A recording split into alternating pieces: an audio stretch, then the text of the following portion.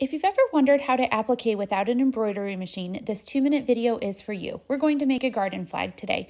First, you need to pick 2 colored fabrics.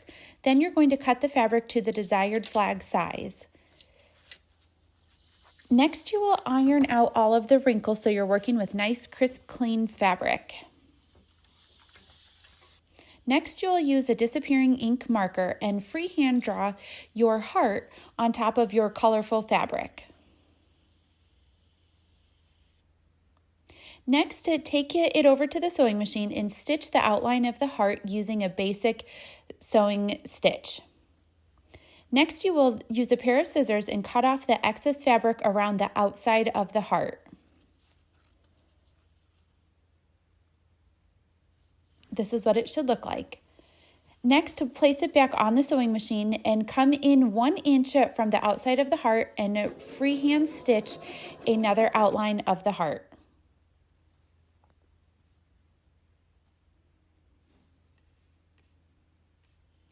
Next, take it back over to your workspace and freehand draw a second heart on the inside. Again, repeat the stitching process by coming in 1 inch from the outside of your heart. Next, use a sharp pair of scissors and cut away the inside fabric. Make sure you're very careful and do not cut the drop cloth fabric, which is the back of the flag. Repeat the process for the second heart inside.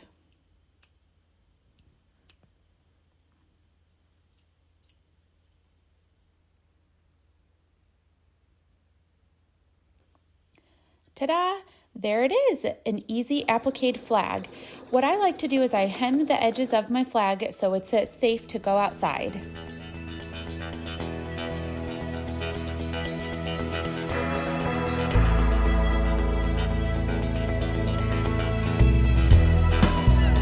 Thanks so much for watching. Be sure to follow over on the blog gatheredinthekitchen.com.